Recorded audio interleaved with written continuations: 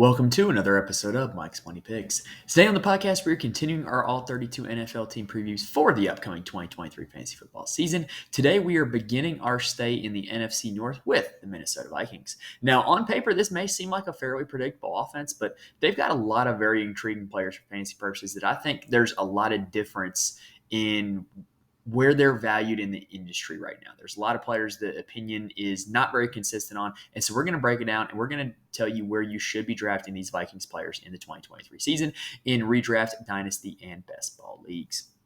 Now, if you are watching on YouTube, please hit the like button and please subscribe. It really helps me out a lot, shows me a lot of support, and I really appreciate it. If you're listening to the podcast on audio form, please rate and review. Same deal. It really helps me out. I really appreciate it. Now, we're going to be talking about best ball drafts here on this show. If you want to try out best ball, I recommend doing so on Underdog. You can use my promo code MConley88 to get your first deposit matched up to $100. Links in the description on YouTube, and it is also pinned to my Twitter profile at Mike's Money Picks. All right, so all that being said, let's go ahead and get started with the breakdown on the Minnesota Vikings. In 2022, the Minnesota Vikings had a very successful offense. They ranked 7th in the league in yards per game and 8th in the league in points per game. In terms of play calling, they were on offense quite a lot last season. They ranked 6th in the NFL in total plays, and they ranked 3rd in total pass plays. So this team had the ball, and when they had it, they were throwing it. Now, I also think it's important to note they ranked 30th in rush rate, meaning out of all the teams in the league, the percentage of plays that were runs, they ranked 30th. So obviously you can inverse it for the pass rate. They were 3rd overall in pass rate. The high passing volume that this team exhibited could directly be caused by an inordinate amount of close games that this team was in. I believe they played 14 one-possession games last season. And, when all these games are coming down to the last 2 minutes and everybody's running 2-minute drills, yeah, you're going to get more snaps. You're going to get more plays, which, in that point in the game, they're going to be pass plays. So it isn't exactly shocking to me that this team did have a high number of plays or a high number of pass plays. Now, I do think it is worth noting that this is also their first season over head coach Kevin O'Connell, who had been a bit of a QB whisperer in his time as an offensive coordinator, and he continued to do so in Minnesota. Kirk Cousins had a great season. Kirk Cousins finished 2022 as quarterback 7 overall and quarterback 11 in fantasy points per game, which equaled his best finish as a Viking. That dates all the way back to 2018. Now, Kirk ranked 4th in the league in pass attempts and passing yards and 3rd in the league in air yards. So the bottom line for Kirk Cousins heading into 2023 is Kirk Cousins, to me, is in the low-end QB1 or high-end QB2 territory. I expect his production for the 2023 season to be very similar to last season. Maybe you might see a slight regression in volume because of maybe they're just not in as many close games. They're not in as many obvious passing situations. But I do think that the Kevin O'Connell offense has been good for his career. I think he's got a great core of weapons to throw to. And I think you can expect similar low-end QB1 to high-end QB2 production for Kirk Cousins. And honestly, I think it's a testament to how deep the quarterback position is. Kirk Cousins is my quarterback 13 for 2023. I would have no problems drafting him to be a starting quarterback, especially in a best ball league where you probably have Hockenson or Addison or Justin Jefferson, and you can just easily stack Kirk Cousins with him and make that your QB1. I have no problem with that strategy. I've done that in quite a few leagues where I've had the first overall pick and taken Justin Jefferson. Spoiler alert for the rest of the show. Now, with where I have Cousins ranked, Cousins, in my opinion, is right behind Tua Tagovailoa and Daniel Jones, and he is right ahead of Anthony Richardson. All those guys, probably Kirk might be the last one that I would feel super confident drafting to be my starting quarterback in a redraft fantasy league. All right, that does it for the QB position. Let's go ahead and talk about some running backs. So last season for the Minnesota Vikings, Dalvin Cook, a guy who had been productive, has shown explosiveness in his NFL career, but had just really been hampered by injuries at the early onset of his career. He played all 17 games in 2022, and it wasn't his most productive season. He finished as running back 14 in fantasy points per game. Now, he was a bit of a bell cow back last season. He ranked 5th among all running backs in snap share and opportunity share, but only 9th in weighted opportunities. Remember, weighted opportunities weighs a target more than a rush attempt because naturally targets lend themselves to more fantasy points because of PPR rules. So Dalvin Cook was targeted 56 times, which ranked 15th among running backs. But still, you're looking at a guy that, was in the top 10 in every major workload category for every running back. In terms of a week-to-week basis, Dalvin Cook showed upside. He had 9 weekly top 20 finishes, but 2 of those 9 were top 3 running back finishes for the week. So he basically had 9 pretty solid weeks and then 2 ceiling weeks for you last season, with 8 weeks being outside of the weekly top 20. Now, in case you did not know, Dalvin Cook is not a Minnesota Viking. He actually has not been signed yet. So this is not about Dalvin Cook. This is about what can happen for a Vikings running back. And right now, that Vikings running back is Alexander Mattison. So Alexander Mattison, first things first, I always got him confused with Dalvin Cook when they played together. Like, they look alike, they run alike, they both were single-digit numbers. I could never tell them apart. So now it's kind of comforting knowing that, hey, it's only Alexander Mattison there. Like, I don't know if there's a starter and backup combination in the NFL to look more alike than Dalvin Cook and Alexander Mattison. Maybe Lamar Jackson and Tyler Huntley. But anyway, that's for another place. So Alexander Mattison is looking to be the Vikings starting running back next season. In his last 3 seasons in Minnesota, thanks to Dalvin Cook being injured or being rested, Alexander Mattison has started for 6 games in those 3 seasons. In those 6 games, Mattison averaged 22.65 fantasy points per game, and he was a top 10 weekly running back in 5 of those 6 games. The worst performance that he had was running back 16. So pretty much every time he started, Madison's been a success. Like, that goes without saying. Like, that's just, those numbers are outstanding. If you could keep that up for a full season, he would obviously be a top 10 running back. However, here's the concern. His efficiency numbers, such as yards created, yards after contact, and yards per carry, they all rank below league average. In fact, some of them rank near the bottom of eligible running backs in the league in the last 3 seasons. So what I think you end up with Alexander Mattison is you end up with a guy who has all the opportunity in the world, that if he gets the workload, yes, he has the chance to get it done. But because of his lack of efficiency, he's going to need the workload to get it done.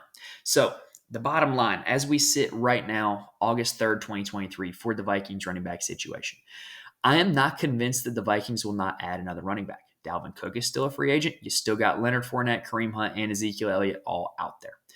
If the Vikings do not add another running back, then Alexander Mattison, very simply put, is a volume-based RB2 in fantasy football. He is a guy who is going to get all the volume in the world if he can stay healthy. And all that volume should lead him to having a good season.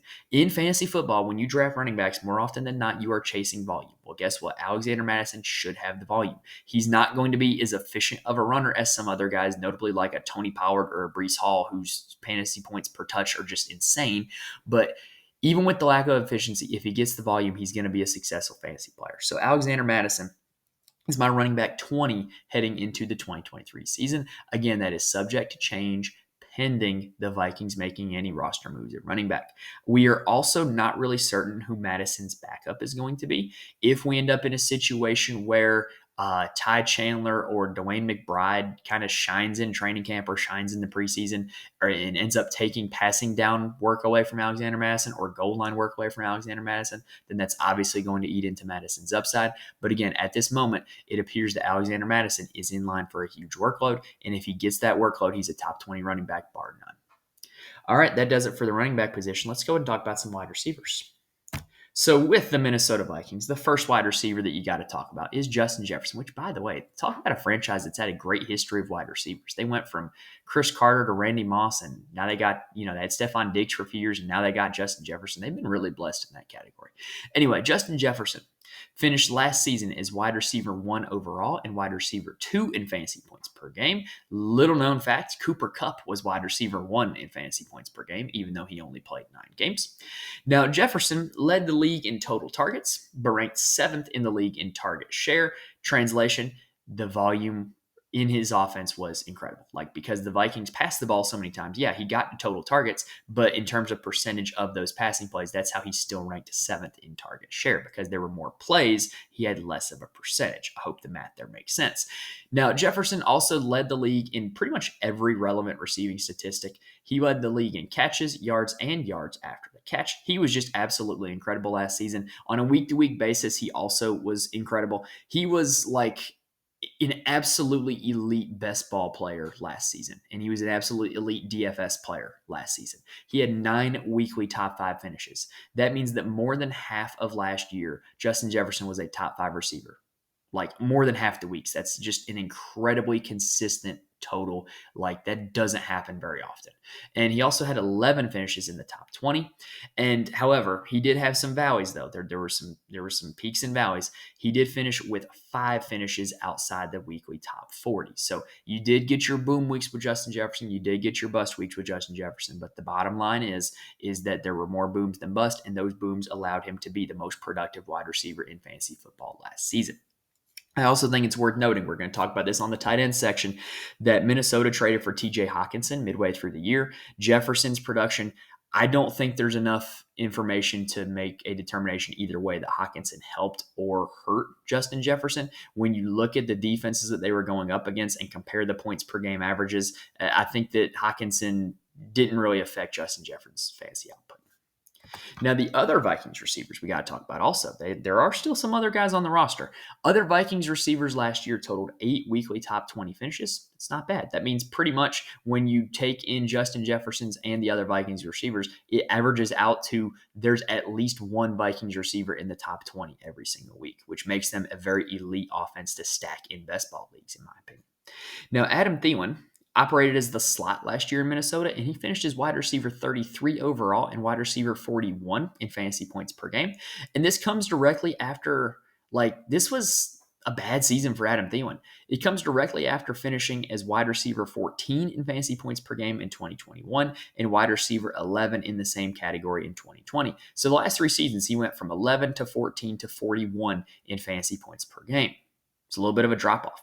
Now, Adam Thielen also still saw incredible volume. He ranked 2nd in the league in routes run and 5th in the league in red zone targets, while only being 29th in total targets with only a 17% target share. So the amount of volume in this passing offense really made Adam Thielen a viable fantasy wide receiver. And in case you did not know, Adam Thielen is now a Carolina Panther. He is not a Minnesota Viking anymore.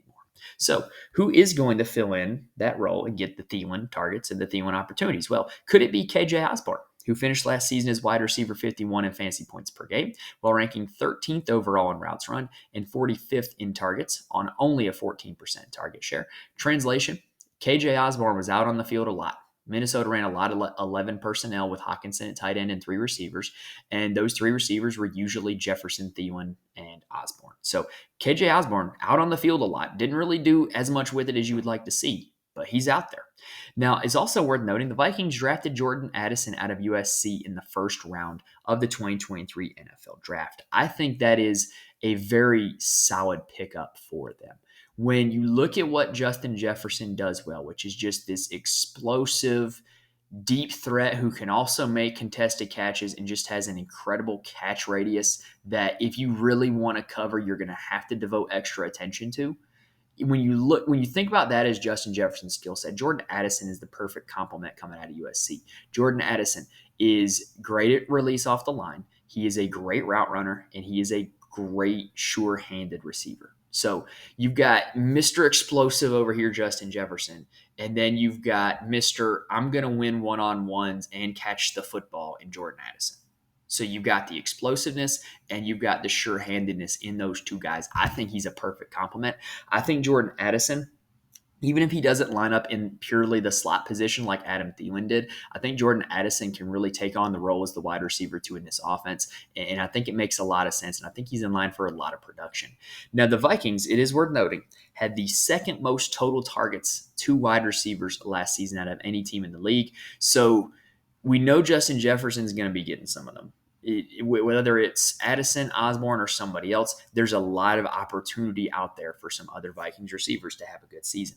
So the bottom line for the Vikings wide receivers is that Justin Jefferson is the league-wide wide receiver 1 for the 2023 season.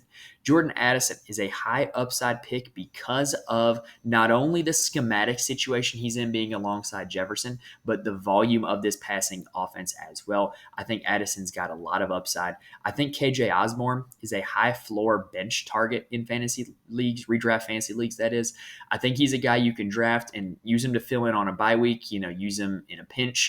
which, he's a guy that he's going to be out on the field in a high volume passing offense. He might not, wow you any one particular week, but he's a guy that's going to be out there. He's going to see plenty of routes run. He's going to see some targets. And I think that's worth something in fantasy football. So in the rankings, Jefferson is my wide receiver 1, Addison is my wide receiver 36, and KJ Osborne is my wide receiver 71. Now, let's go ahead and talk about the tight end position. So TJ Hockenson finished last season as tight end 2 overall and tight end 4 in fantasy points per game. Hockenson ranked as tight end 3 overall and in fantasy points per game after being traded to the Minnesota Vikings before their Week 9 game. So if you look at whole last season for Hockenson, tight end 2. Look at just the time he was in the Vikings uniform, tight end 3. It's pretty consistent. It's pretty solid. Hockenson ranked 2nd among all tight ends in targets and 5th among all tight ends in target share. And what I also like looking at is you get some tight ends that can be kind of touchdown dependent or, kind of situational dependent. Hockenson was not that. Expected fantasy points per game kind of regresses all that out and gives you a number, that would kind of be an average depiction of what that guy should have done last season. And TJ Hockenson ranked 3rd among all tight ends in expected fantasy points per game. I really do like that for TJ Hockenson. So the bottom line for the tight end position for the Minnesota Vikings is that TJ Hockenson is in his own tier at tight end.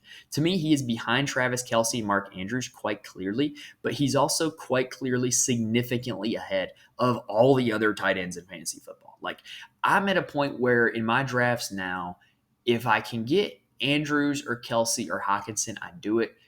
If not, I'm waiting a long time. I think there is a pretty significant gulf right now between Hockenson and the next group of tight ends. And so TJ Hockenson is my tight end 3 for the 2023 season.